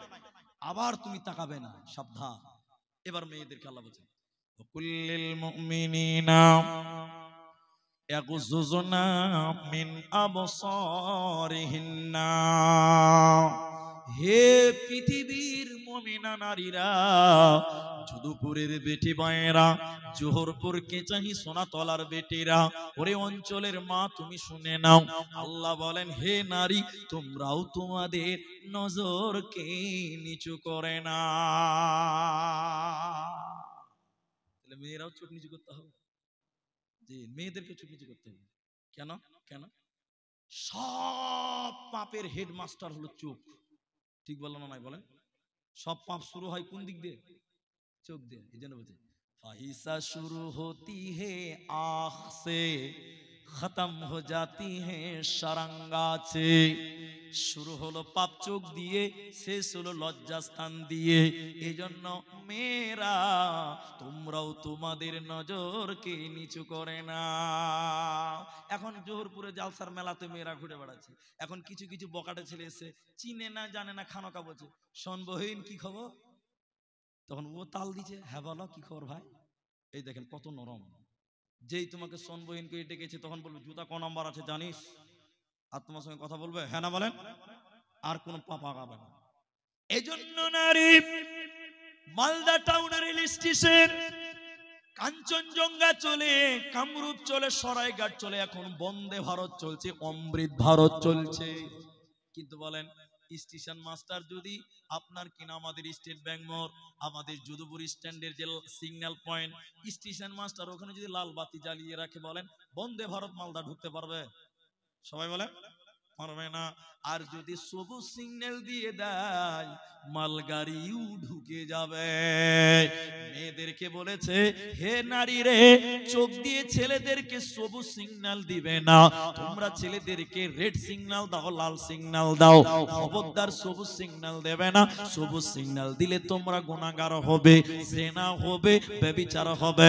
আল্লাহ বলেন এক যোজনা মিন আবসারিহিন্না। এরপরে আল্লাহ বলেন ওয়ায়াহফাজনা ফুরুজাহুন্না, আর তোমরা কি করো, তোমাদের লজ্জাস্থানের হেফাজত করো, তোমরা তোমাদের শরঙ্গায়ের হেফাজত করো। বিশ্ব নবী বলেছেন, এদিকে দেখেন, দুই ঠোঁটের মাঝখান মানে হলো জিহ্বা, জিহ্বা, জিহ্বা। দুই ঠোঁটের মাঝখান মানে জবান মানে জিহ্বা, আর দুই পায়ের মাঝখান মানে লজ্জাস্থান। নবীজি বলছেন এই দুটির যে হিফাজত করবে রে, আমি নবী তার জন্য জান্নাতের জিম্মা হয়ে গেলাম। নারায়ে তাকবীর। এর জন্য আল্লাহ বলেন, হে নারীকুল, তোমরা তোমাদের সতীত্বর হেফাজত করো, তোমরা তোমাদের লজ্জাস্থানের হেফাজত করো। যদি তোমরা নিজের সতীত্বকে নোংরা করে দাও, তুমি ভালো সন্তানের মা হতে পারবে না। পৃথিবীতে যত দামি দামি লোক আছে, আপনারা বলেন আলেম, কারি, হাফেজ, মাওলানা, মুলবি, মাস্টার, ডাক্তার, যত প্রফেসর কলেজের ডাক্তার আছে, সবাই মায়ের পেট থেকেই দুনিয়া আসতে হয়। ঠিক বলছি না নাই বলেন? সবাই বলেন নারীদের ওই পেশাবের রাস্তাতে দুনিয়াতে আসতে হয়।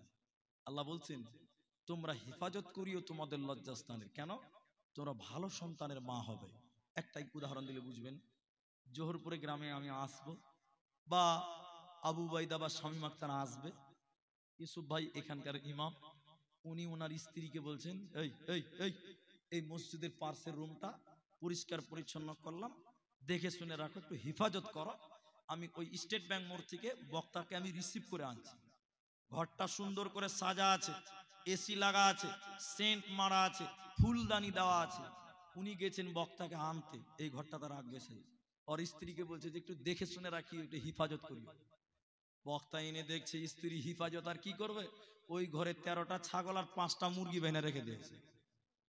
আচ্ছা বলেন ওই ঘরে আর ওই দামি লোকগুলোকে রাখা যাবে? সবাই বলেন চেঞ্জ হবে কি হবে না? তাড়াতাড়ি। আল্লাহ বলেন আমি নারীদের সতীত্বকে সুন্দর করে সাজিয়ে দিলাম, সাজিয়ে বললাম এরে বেটি, এরে আমার বান্দি, এখানে বড় বড় মুলবি আসবে, ডাক্তার আসবে, মাস্টার আসবে, প্রফেসর আসবে, বক্তা আসবে, এই তোর সতীত্বটাকে সুন্দর করে সাজিয়ে দিলাম, হেফাজত করিও রে, তাহলে তুমি ভালো সন্তানের মা হবে। এখন কোনো মেয়ে তার সতীত্ব যদি নোংরা করে দেয়, সতীত্বকে যদি কোনো লুচ্চাকি দিয়ে নষ্ট করে দেয়, ওই মেয়েটা ভালো সন্তানের মা হতে পারবে না। পারবে? জায়গা চেঞ্জ করে দিবেন আল্লাহ, ভালো সন্তানের মা হতে পারবে না। আর অল্প টাইম আছে, বক্তা চলে আসবে, 11:30টা টাইম।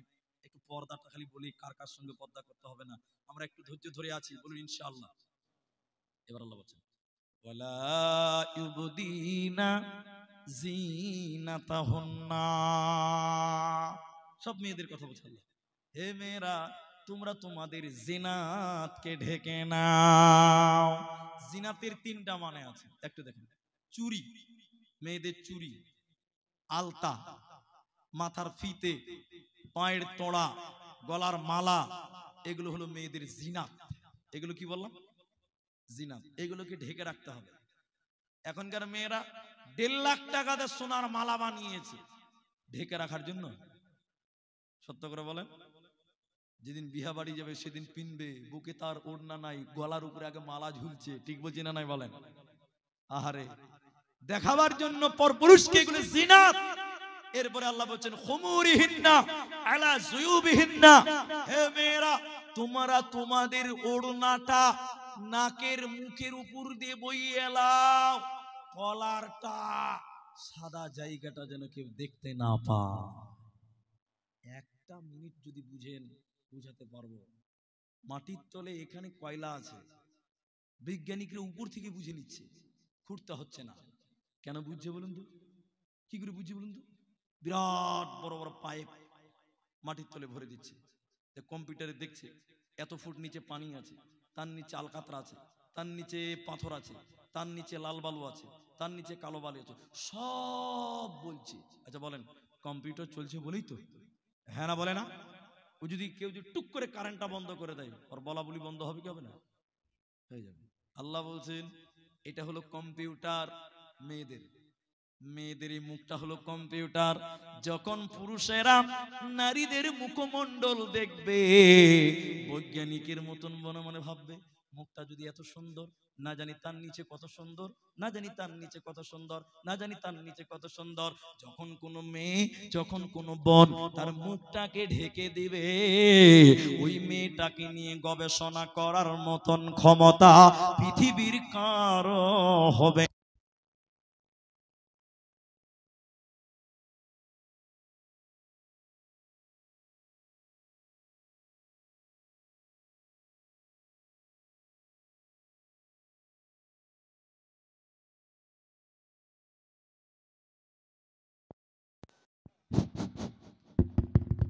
হ্যাঁ, আলহামদুলিল্লাহ। তাহলে এগুলো হলো জিনাত। তাহলে কোনো মেয়ে যদি তার মুখটাকে ঢেকে চলে, তাহলে এই মুখ দেখতে পাবে না, মানে মুখের দ্বারা মুখ দেখতে পাবে না, মানে তাকে নিয়ে কেউ গবেষণা করতে পাবে না। এবার শেষ কথা বলি আয়াতের।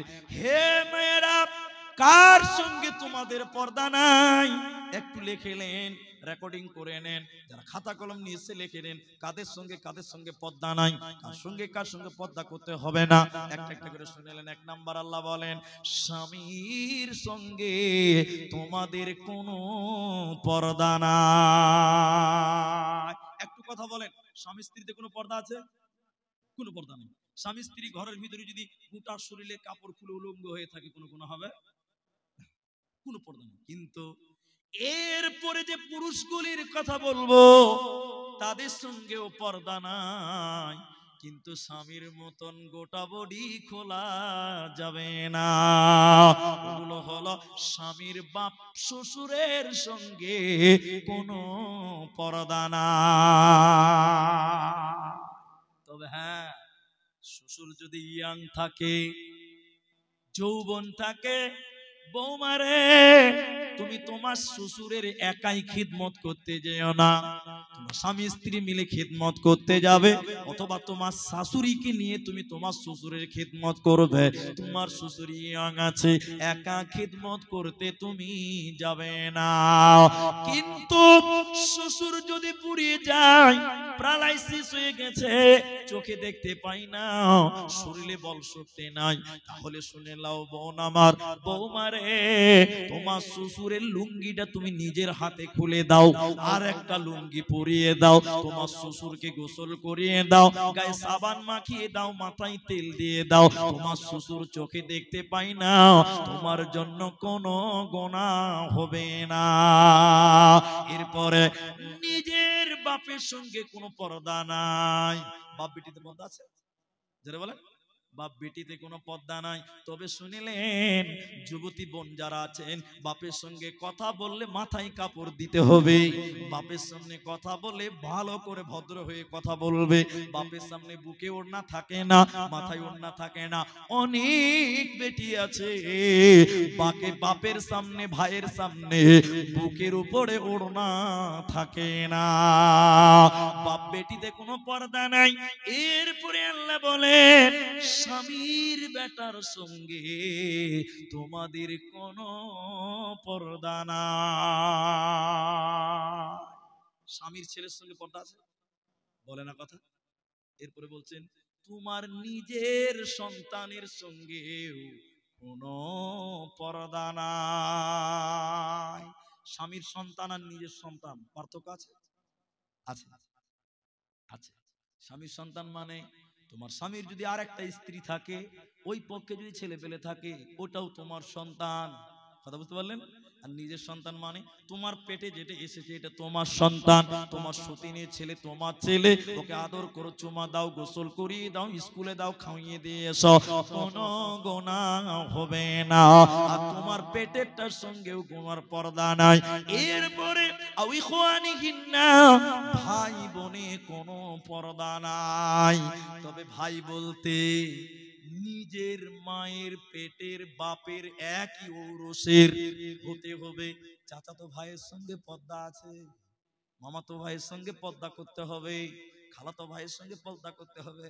জালসাতে খালাতো ভাইয়ের সঙ্গে জালসা শুনতে গেছে, কার সঙ্গে গেছে? খালাতো ভাইয়ের সঙ্গে। রাত যখন 11:30 বাজে, গার্জেন আর খুঁজে পায় না, গার্জেন খুঁজে পায় না, তখন মাইকে অ্যালাউন্স করছে আমার খালাতো আমার সাড়ু বেটার সঙ্গে আমার বেটিটা চলে গেছে, আর বাড়ি এলো না। পর্দা ফরজ, পর্দা ফরজ। একমাত্র নিজের মায়ের পেট একই উরুসের একই গর্ভের হবে এরকম ভাই বোন। আমার বাপ একটাই, মা আলাদা হলেও বাপ একটাই, এরকম ভাই বোনে কোনো পর্দা নাই। এরপর শুনে নাও নাবালক বাচ্চা যারা নারী কি জিনিস এখনো বুঝে না, ছোট বাচ্চা ছেলে, এদের সঙ্গে কোনো পর্দা নাই। তারপরে শুনলেন শরীয়তের বিধান হাদিস থেকে দাদুর সঙ্গে কোনো পর্দা নাই। দাদু বলতে বাপের বাপের সঙ্গে কোনো পর্দা নাই, নানার সঙ্গে কোনো পর্দা নাই, নানা বলতে মায়ের বাপের সঙ্গে কোনো পর্দা নাই। এরপরে শুনে নাও ভাতিজার সঙ্গে কোনো পর্দা নাই। ভাতিজা বলতে নিজের ভাইয়ের ছেলের সঙ্গে কোনো পর্দা নাই। শুনলেন হিজড়েদের সঙ্গে কোনো পর্দা নাই। তবে বর্তমান হিজড়েদের সঙ্গে পর্দা করতে হবে, কারণ এখনকার হিজড়েরা নাচছে, গাইছে, ড্যান্স করছে। এখন আবার ছেলেরা নিজেরা ইচ্ছা করে হিজড়া হয়ে গেছে। জি, এখনকার ছেলেরা হিজড়া হয়েছে। এই জন্য শুনলেন ভাইরা আমার, হিজড়েদের সঙ্গে কোনো পর্দা নাই। তবে বর্তমান যারা হিজড়ে আছে এদের সঙ্গে পর্দা করতে হবে। তারপরে শুনিলেন কিনা গোলামের সঙ্গে কোনো পর্দা নাই।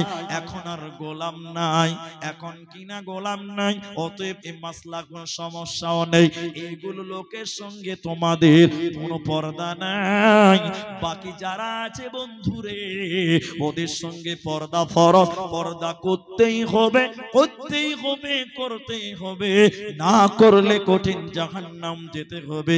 আল্লাহ তাবারক ওয়া তাআলা বলেন হে নারীকুল শুনে নাও, অকরনা ফি বুয়ুতিকুন্না ওয়ালা তাবাররাজনা তাবাররুজাল জাহিলিয়াতিল উলা। হে মেয়েরা জাহিলি যুগের মেয়েদের মতন, বন্যতার যুগের মেয়েদের মতন, বর্বরতার যুগের মেয়েদের মতন রূপ সৌন্দর্য পদার্পণ করে রাস্তাঘাটে বের হবে না। তিনটি কথা মনে রাখবেন, উত্তর দিন একটু দেখি, একটু উত্তর দিন। সাইকেলের টায়ার আছে, মোটরসাইকেলের টায়ার আছে, আজি মারুতি বাসের টায়ার আছে। টায়ারে দুটো জিনিস আছে, কটা জিনিস আছে? একটা হলো টিউ আর একটা টায়ার, একটা টিউ আর একটা টায়ার। আচ্ছা বলেন টিউটা কোথা থাকে, ভিতরে না বাইরে? সবাই বলেন।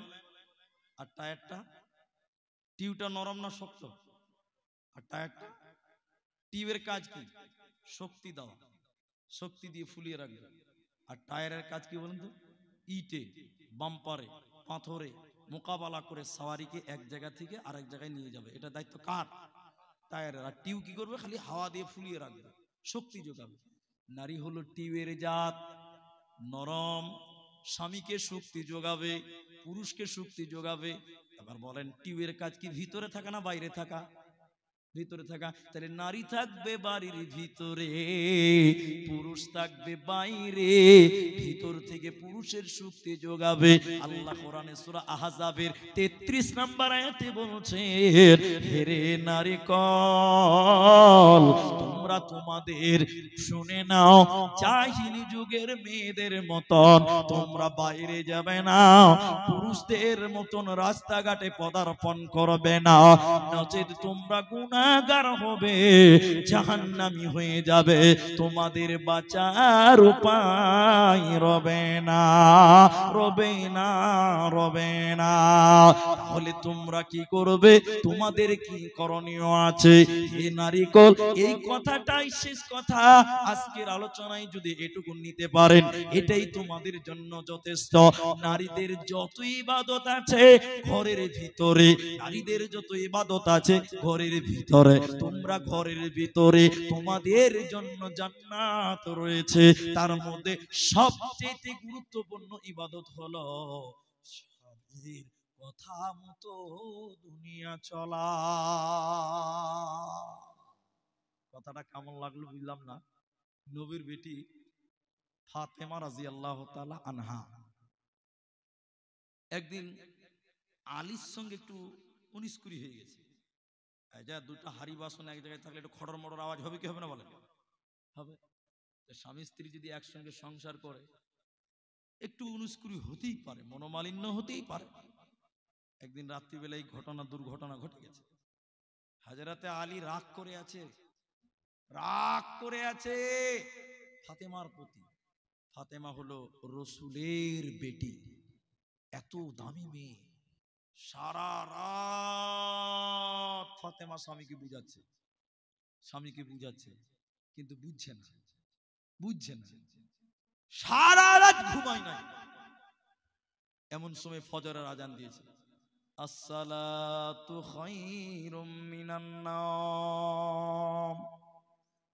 ফাতেমা কাঁদতে কাঁদতে নরম হয়ে, এটা মায়েদেরকে অনুরোধ করে বলছে, শোনেন, নরম হয়ে বলেন, স্বামী আমার সারা রাত জেগে আছি, ঘুমাইনি, মন মানসিকতাও ভালো নেই। মসজিদে আজান দিয়েছে, আপনি অনুমতি দেন, আমি শুধু 2 রাকাত ফরজ নামাজ পড়ব। কত ভদ্র স্বামীর সঙ্গে ব্যবহার দেখেন, সুবহানাল্লাহ বলেন। হযরতে আলী বললেন, রে ফাতেমা, তুমি নামাজ পড়ো, আমি মসজিদে নববী থেকে জামাতে নামাজ পড়ে আসি। হযরতে আলী বাড়িতে ঢুকলেন, ফাতেমা নরম সুরে বললেন, স্বামী আমার সারা রাত ঘুমাইনি, একটু ইজাজত দেন, মনে ভালো নেই, আমি একটু আব্বার সঙ্গে মোলাকাত করব, নবীর সঙ্গে মোলাকাত করব।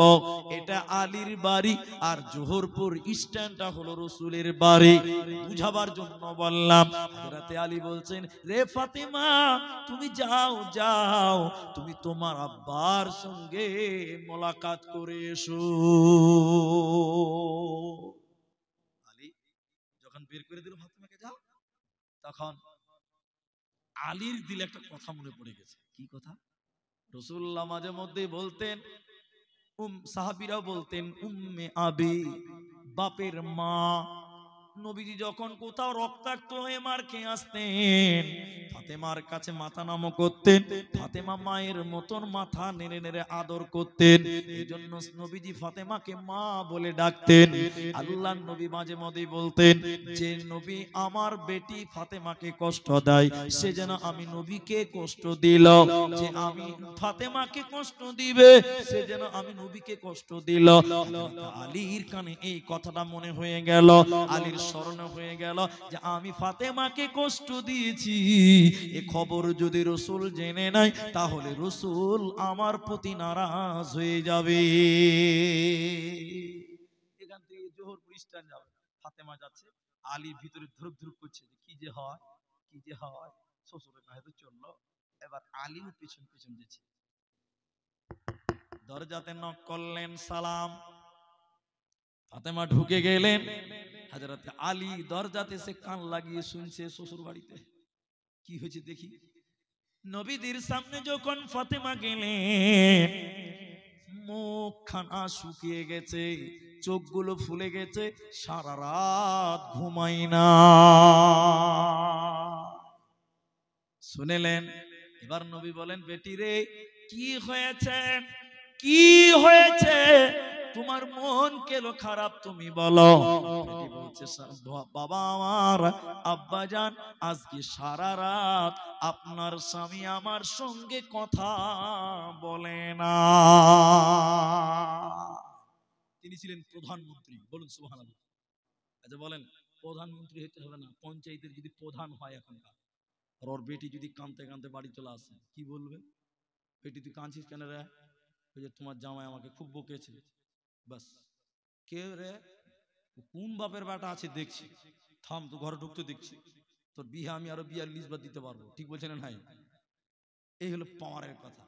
নবীজি বললেন, ফাতেমা কি বললে? বলে, আলী আমার প্রতি সারা রাত রাগান্বিত ছিল।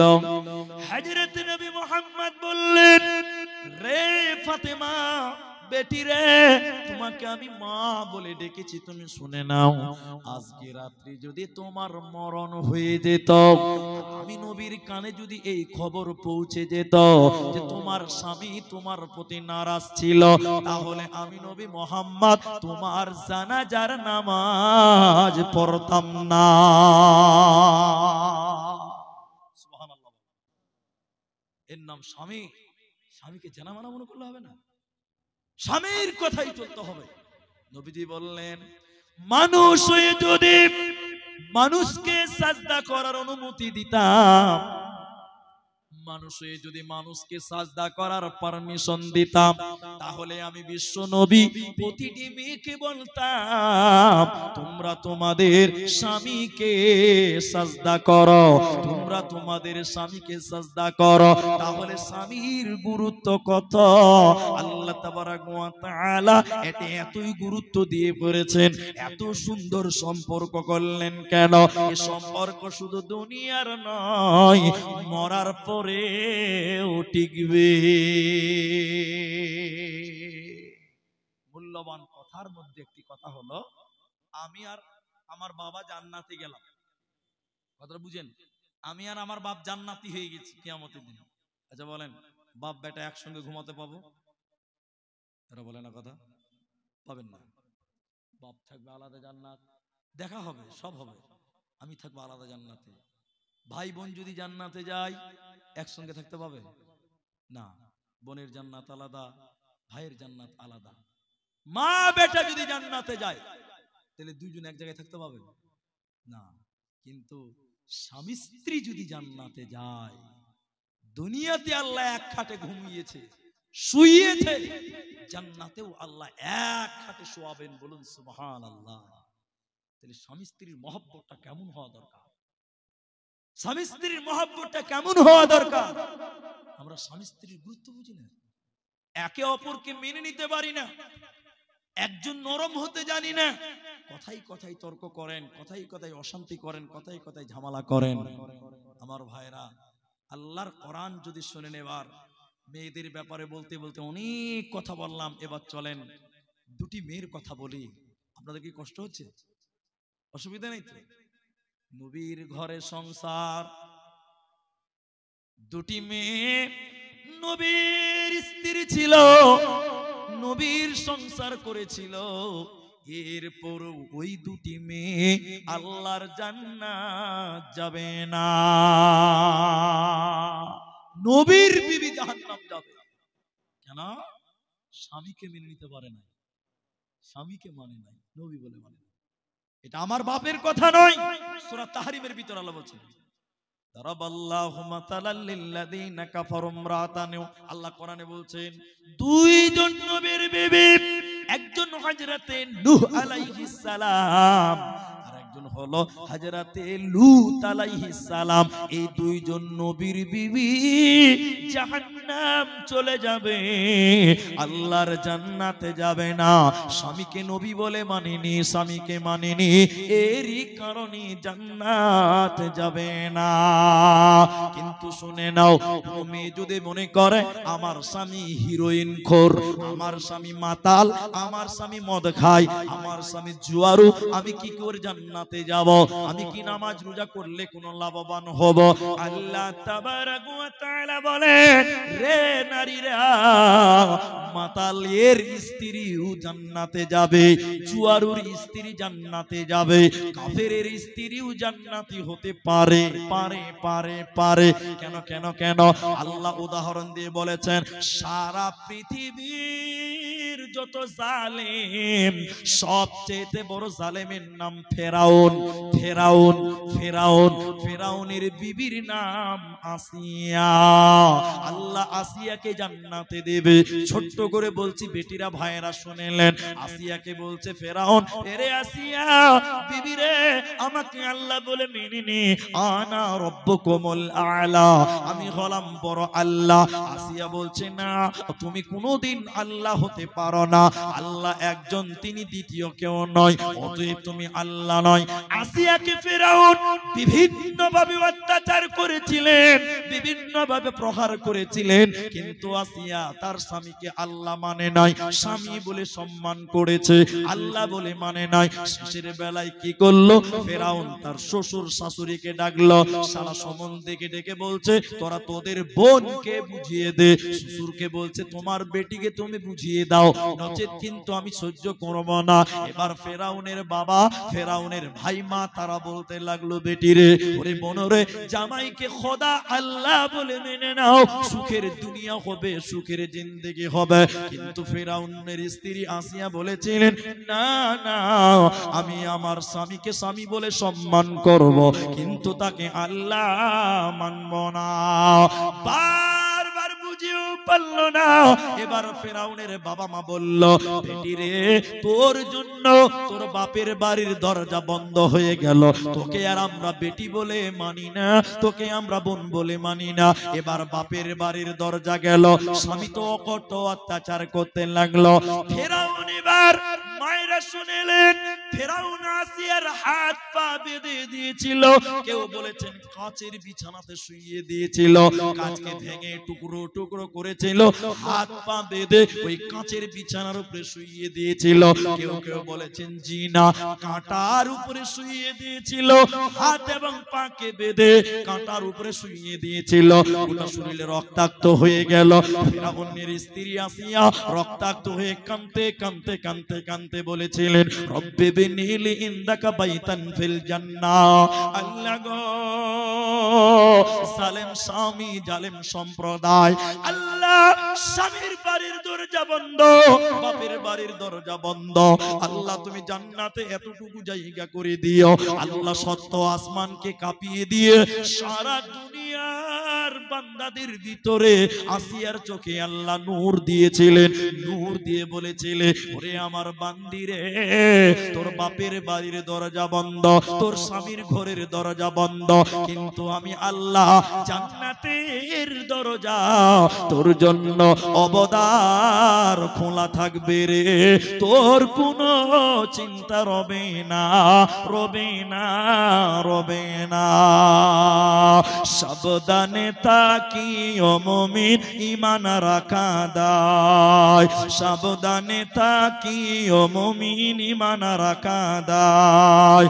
কিয়ামতের আলামত ভাবে বুঝা যায়, সাবধানে তাকিও মুমিন, ঈমান রাখা দায়, সাবধানে তাকিও মুমিন, ঈমান রাখা দায়। 5 মিনিট বেশি নিলাম, বক্তা আছে নাই তাই।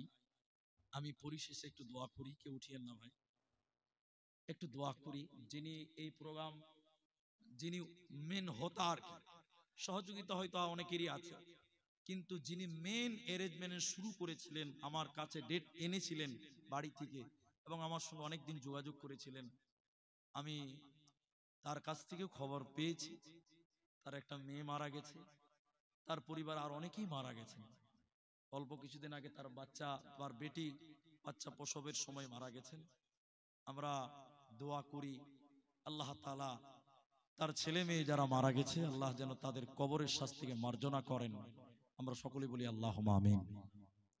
আল্লাহ এই মুর্শিদ, আল্লাহ যিনি এই প্রোগ্রামের আঞ্জাম দিয়েছিলেন দিলেন, আল্লাহ তাআলা তুমি তার কামাই রুজি রোজগারে তুমি বরকত দাও, সবাই বলুন আল্লাহুম্মা আমিন। আল্লাহ তাআলা তুমি তার নেক মাকসাদকে তুমি পূর্ণ করো, আমরা বলি আল্লাহুম্মা আমিন। আল্লাহ তাআলা এই মাহফিলের মাধ্যম দিয়ে আল্লাহ যারাই আমরা উপকৃত হব এবং যারা উপকৃত হলাম বা হচ্ছি, আল্লাহ তাআলা তোমার কাছে দোয়া করি তার কিছু অংশ এই কর্তা আয়োজক আল্লাহ তুমি তাকেও দিও, বলুন আল্লাহুম্মা আমিন। ইলাহুল আলামিন। জোহরপুর গ্রাম, যদুপুর অঞ্চলের প্রতিটি গ্রামের জন্য দোয়া, আল্লাহ তাআলা এসব এলাকায় যেন রহমত নাজিল করেন, বলুন একবার আল্লাহুম্মা আমিন। আল্লাহ তাআলা তুমি আমাদের এই এলাকায় শান্তি দাও, হিন্দু মুসলমান জৈন খ্রিস্টান বৌদ্ধ হানাফি সাফি মালিকি হাম্বলি বেরেলি সুন্নি কাটরা যারা আছে আল্লাহ মিলে মিশে ভ্রাতৃত্ববোধ বজায় রেখে চলার, কাঁধে কাঁধ রেখে বলার আল্লাহ তুমি তৌফিক দান করো, আমরা বলি আল্লাহুম্মা আমিন।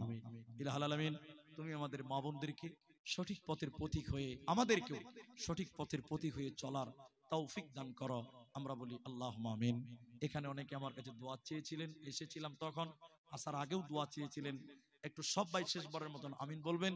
আল্লাহ তাআলা তুমি প্রত্যেকের নেক উদ্দেশ্য তুমি পূর্ণ করো, মনের বাসনা পূর্ণ করো, বলুন আল্লাহুম্মা আমিন। ওয়া আখিরু দাওয়ানা আনিল হামদুলিল্লাহি রাব্বিল আলামিন। আসসালামু আলাইকুম ওয়া রাহমাতুল্লাহি ওয়া বারাকাতুহু। আলহামদুলিল্লাহ, এতক্ষণ আমরা